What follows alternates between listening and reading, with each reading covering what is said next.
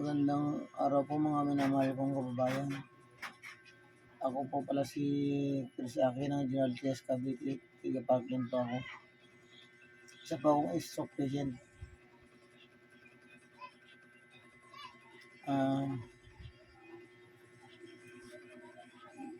Tulong po sa inyo, paglalang aking sarili. At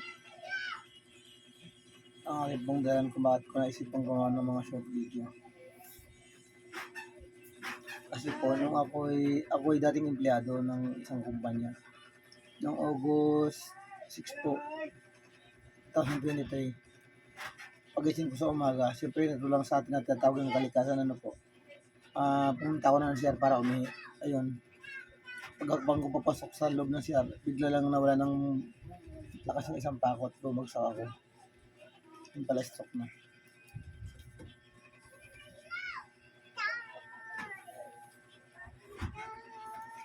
Hindi na nga sa pangyayari, ayun, stroke nga tayo.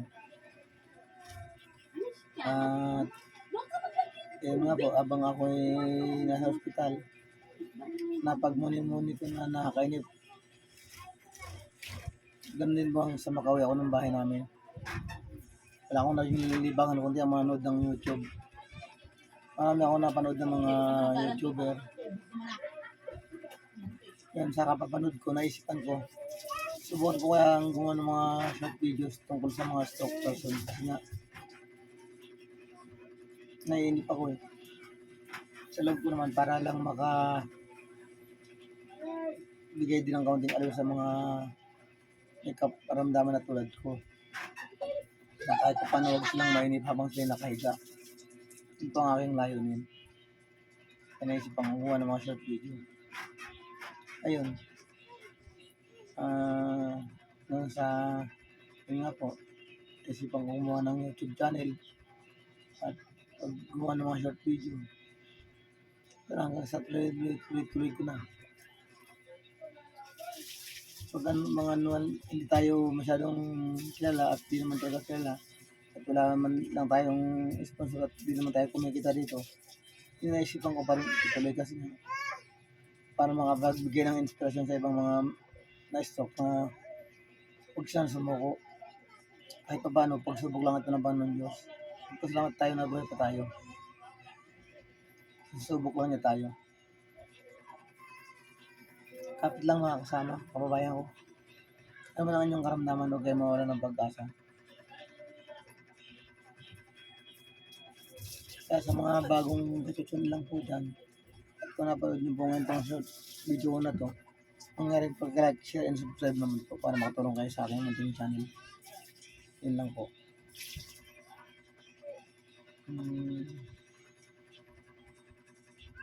At dun sa mga nakasubscribe sa akin dati pa, kasi na kayo kung ngayon lang ulit ako nagawa ng short video kasi nga po, ang dami kong pinagkaabalahan nung nasa Cavite ako. Ayun, yung pang spiritual na kaligtasan yun ang yun ako, tinapos ko muna yung mabaptize ako sa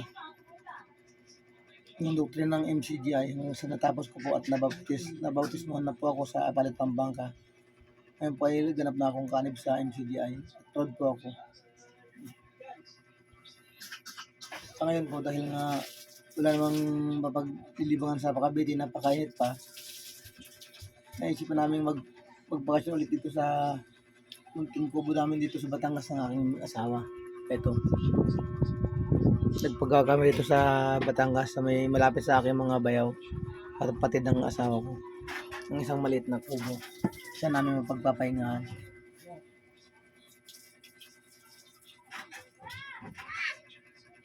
Para pag meron akong pagkakataon, makapunta sa dagat, makaligo-ligo. Malaking bagay po kasi kung nakakaligo sa dagat. Makapaglakad-lakad sa tabing dagat. Mamupunasin ka na ito!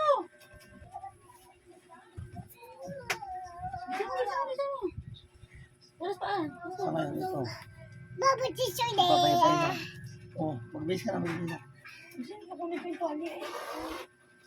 Tapos lang kumain ko ng gamot kaya nangangalay ako sa upo kaya bala ko naman magigahiga. Kamayang hapon ulit magpapakawis ako mag-exercise.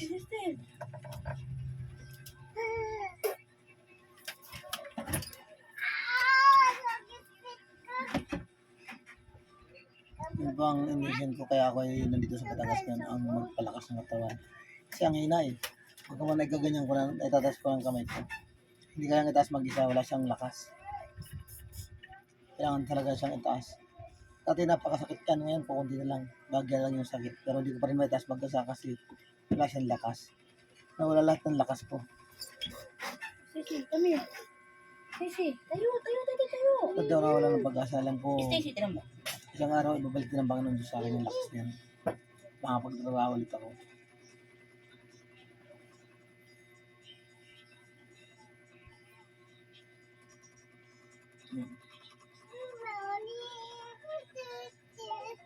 Kaya ng Panginoon Diyos, lahat ng kabutan niya, kakalog niya sa akin. Mga biyaya. Kaya kayo rin po, huwag kayo mawalan ng pag-asa. Tuloy nyo lang po ang laban. Laban lang po yan sa karamdaman, pakikibaga. Gagaling pa po tayo, hindi pa huli ang lahat. Manalig lang kayo sa Panginoon Diyos at gagaling pa kayo. Tulungan nyo rin ang sarili nyo para gumaling kayo.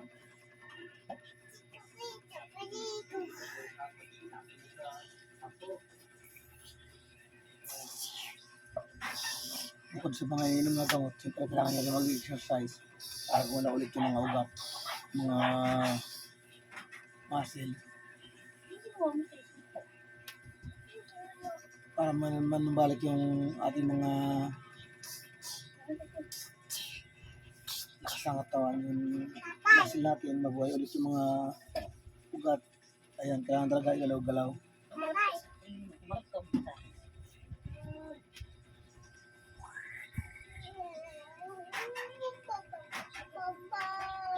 Bago na ulit bumalik ng Cavite pag medyo okay na at saka magpapadoktor ulit ako. Every 3 months kasi kailangan ko magpa-blood chem para mapalitan yung gamot ko. Kailangan ko mag-report sa doktor ko. Tumayo ka. Umayos ka na. At kung di na talaga siya mariremedyohan para makapag-valid ng permanent disability. Sa akin bagay din kasi yun sa SSC na makakatulong sa akin pambili ng gamot ko sa araw-araw. Kasi napakalaki po ng gastusin eh. Ang mamahal pa ng gamot, hindi naman natin mahihingi yung mga bagay niyan.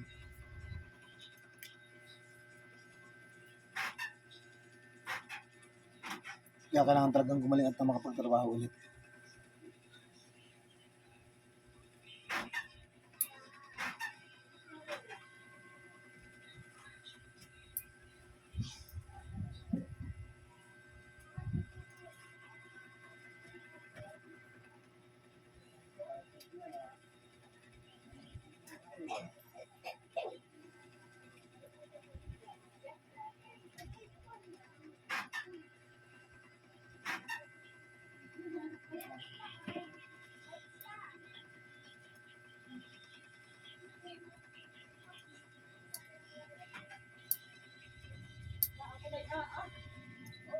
Hanggang dito lang muna po ulit mga kababayan ko.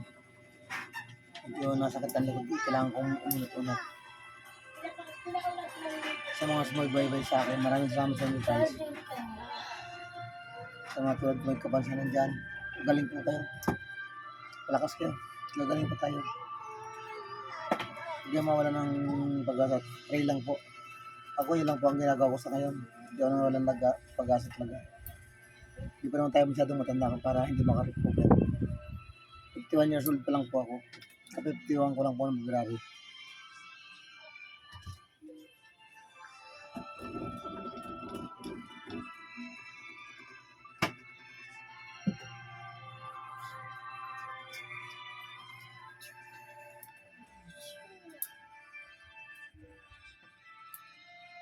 Sige po, matito lang muna ulit. Bye. Ingat kayo and God bless. Hawak nga naman.